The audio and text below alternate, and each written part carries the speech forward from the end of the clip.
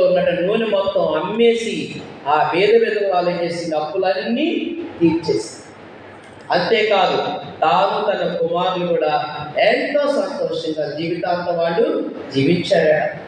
చూడండి, కాబట్టి మనము ఏం నేర్చుకోవాలంటే దేవుని మాటలకు మనము లోబడాలి.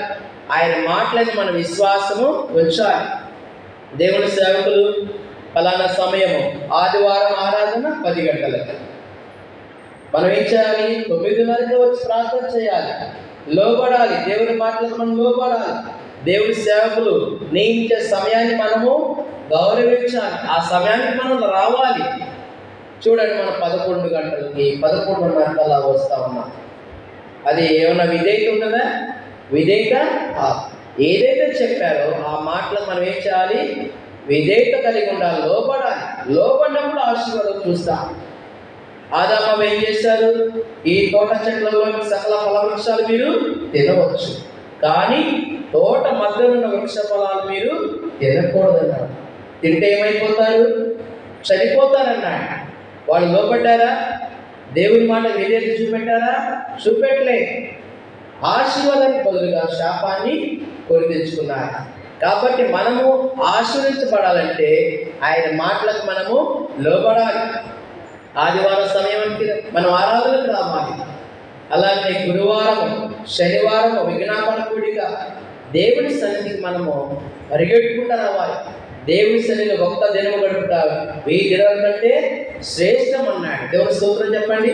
హల్లెలూయా. మనం ఎంతమంది గౌరవిస్తున్నాం ఆయన సన్నిధిని? ఆయన నీ కోసం నా కోసం ప్రాణం పెట్టాడు కదా, కలవలసిలో తన రక్తాన్ని కాల్చాడు కదా. ఏది మన విజయం? ఏది మన ప్రేమ? ఏది? ఆయన ప్రేమించే వాళ్ళు ఆయన మాటలకు లోబడతారు. ఆయన ప్రేమించేవారు ఆయన మాటలకు లోబడతారు. కాబట్టి ఈ పేదవారు ఎంత ఆశీర్వాదం సంపాదించుకున్నది చూడండి. ఎంత గొప్ప డబుల్ బ్లెస్సింగ్. అప్పు తీయటమే కాదు, అప్పు తీర్చేసి తాను తన కుమారులు ఎంతో కాలము ఆ యొక్క సహాయం పొందిన తర్వాత చాలా సంతోషంగా వాళ్ళు జీవించారు. మరొక వ్యక్తిని మనం చూస్తున్నాము, అబ్రహాం యొక్క ఆశీర్వాదం. అబ్రహాం ఎంతగా ఆశీర్వదించబడ్డాడు? ఏమన్నాడు? ఒకసారి మనము మన యొక్క బైబిల్ గ్రంథం చూద్దాం. ఆదికాండం చూడండి ఒకసారి.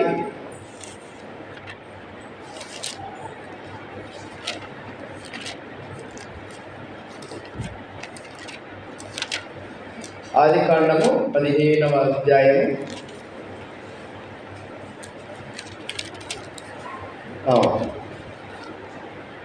12వ అధ్యాయం 1వ వచనం. యెహోవా నీవు లేచి నీ దేశము నుండి, నీ బంధువుల యొద్ద నుండి, నీ తండ్రి ఇంట నుండి బయలుదేరి నేను నీకు చూపించు దేశమునకు వెళ్ళుము. నిన్ను గొప్ప జనముగా చేసి నిన్ను ఆశీర్వదించి నీ నామమును గొప్ప చేయుదును. నీవు ఆశీర్వాదముగా ఉండు. నిన్ను ఆశీర్వదించు వాడిని ఆశీర్వదించును, నిన్ను దూషించు వాడిని శపించదును. భూమి యొక్క సమస్త వంశములన్నీ నీ యందు ఆశీర్వదించబడని అబ్రాహాము అనగా యెహోవా అతనితో చెప్పిన ప్రకారము అబ్రాహాము వెళ్ళెను. దేవుని స్తోత్రం తెలియజేయండి. హల్లెలూయా. వెళ్ళాడా? దేవుడు చెప్పిన ప్రకారంగా, దేవుడు ఏదైతే చెప్పాడో అలాగే ఆయన దేవుని మాటలకు లోబడ్డాడు.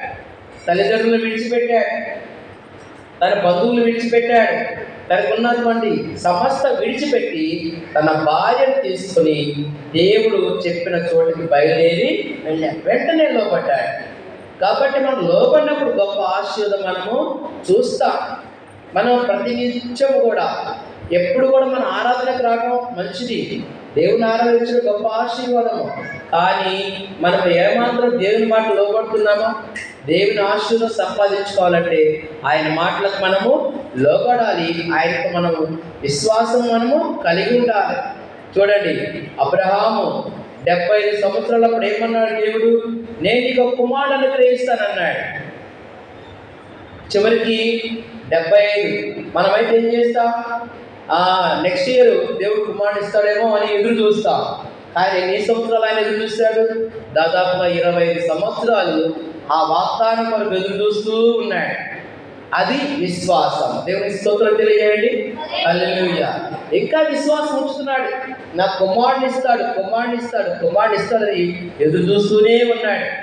25 years, 25 సంవత్సరాలు ఎదురు చూశాడు. అప్పుడు కుమారుడు ఇచ్చాడు.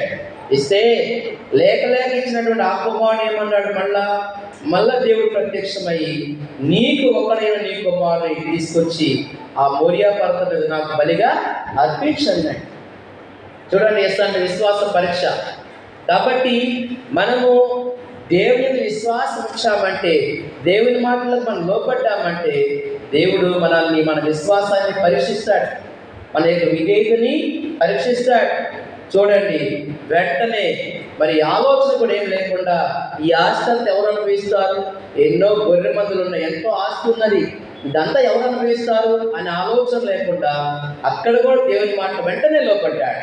తన కుమారుడు తీసుకొని, చూడండి, ఆదికాండము 22వ అధ్యాయంలో ఆ విషయాలు మనం చూస్తాం. ఆదికాండము 22వ అధ్యాయము. ఆ దినములు, ఆ సంగతులు జరిగిన తర్వాత దేవుడు అబ్రహామును పరిశోధించెను. ఎట్లనగా ఆయన అబ్రహామా అని పిలువగా అతడు చిత్తము ప్రభువా అని. అప్పుడు ఆయన, నీకు ఒక్కడైన నీ కుమారుని అనగా నీవు ప్రేమించి ఇస్సాకును తీసుకుని మోరియా దేశంలోకి వెళ్ళి అక్కడ నేను నీతో చెప్పబో పర్వతములలో ఒకదాని మీద దహన బలిగా అతన్ని అర్పించమని చెప్పాను. చూడండి, కుమారుని ఇస్తానన్నాడు, ఇచ్చాడు. ఎన్ని సంవత్సరాలకు ఇచ్చాడు? నీకు కుమారుని ఇస్తానన్నాడు, కానీ ఫలానా సంవత్సరం చెప్పలా, కానీ కుమారుని ఇస్తానన్నాడు. ఆ మాటకు అబ్రహాము ఏం చేశాడు? విశ్వాసం ఇచ్చాడు. కాబట్టి దేవుడు ఏం కోరుకున్నాడంటే, ఆయన మాటలేదు మనం ఏం ఇచ్చాలి? విశ్వాసం ఇచ్చాలి. ఏమిచ్చాలమ్మా? విశ్వాసం ఇచ్చాలి. సరే, 25 years, 25 సంవత్సరాల కుమారుడు ఇచ్చిన తర్వాత ఆ 100 సంవత్సరాలకు కుమారుడిస్తే అంత వృద్ధాప్యంలో మళ్ళా లేక ఒక కుమారుడు ఉన్నాడు కదా, ఆయన ఏమన్నాడు? ఆ బలి అన్నాడు. దేవుని మాటకు మనం వ్యతిరేకించాడా? వ్యతిరేకించలేదు. వెంటనే